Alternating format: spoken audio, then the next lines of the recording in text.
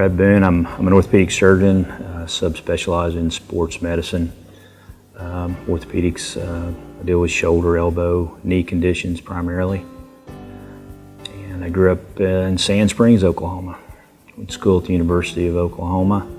Attended medical school there. After that, I trained with Dr. Jim Andrews, Bill Clancy in Birmingham at the American Sports Medicine Institute. And in 1991, I came back home to Tulsa and been here the last 25 years.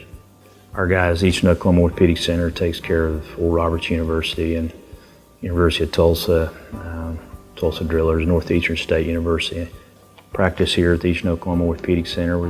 The guys were on the cutting edge, Jim White, George Merriman, Bruce Stivers, of sports medicine, and were the first guys to scope joints in Oklahoma and do ACL reconstructions in the middle 80s, so everybody knew of this group around the country. And White's paper in 1971 to the Academy of Orthopedic Surgeons with his results on ACL reconstruction, it's basically what we do today. Now, we do it with a scope today and rehab more aggressively, but yeah, he was ahead of his time, man. He was a stud. And that's why I came back, to join this kind of a group and that kind of energy to help people in an acute way and improve their quality of life and get them back to what's important to them, whether it's work or playing high-level football or basketball or wrestling, whatever. Getting them back in a safe way is very gratifying. That's why I do what I do.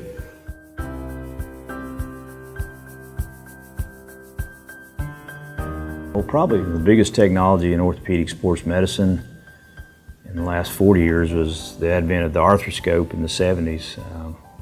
And guys started using it diagnostically, a small fiber optic light source with a camera you could stick into a joint with a small incision. And through the 80s, we began actually doing surgery through the arthroscope, through multiple small incisions, reconstructing the ACL ligaments in the knee. Through the late 80s, 90s, when I was in training, we started scoping, repairing rotator cuffs and shoulder instabilities, scoping elbows, ankles, and now the last 15 years scoping hips and helping the 30, 40-year-old with a hip problem, making them better so hopefully they won't have to have a hip replacement when they're 50. Well, the most significant leap forward will be the application of biological treatments, stem cell treatments.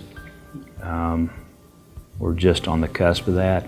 We'll better understand how to use a certain type of stem cells to help prevent inflammation and promote healing of tendons and ligaments and muscles and bone in a stronger and faster way, and that's definitely on the horizon.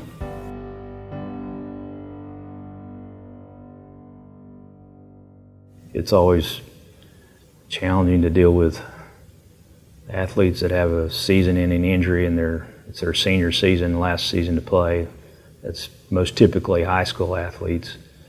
If you tear your ACL right now, end of July, before your senior year, that's a sad thing. But there are other things in life, and you just got to get them fixed and help them through it mentally and physically, and get them back to pursuing the rest of their life.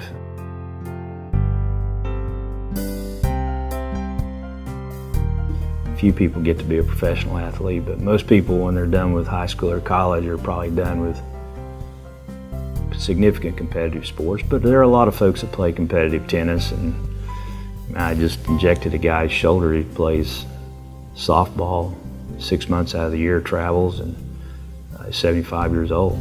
Still plays, yeah. But I consider that a weekend warrior. The main thing is staying active. You have to do something for aerobic fitness, helps the cardiovascular system. But staying aerobically fit is the best thing you can do to prevent or take care of a sore back or degenerative back, even a degenerative knee or hip. You may not be able to walk or jog, but being able to at least do a bike or elliptical trainer, swimming. But you got to stay active, and that helps your core, maintaining your pelvic, back, abdominals, core strength. You definitely need to stretch more when you're 60 as opposed to 20. It's part of life. If you stay active, if you exercise, you're the muscles are stressing the skeletal system, your bone will you don't have osteoporosis issues as significantly. So it's very important even on non-athletic individuals to do aerobic fitness. It just helps with bone metabolism and decreases the likelihood of having osteoporosis issues.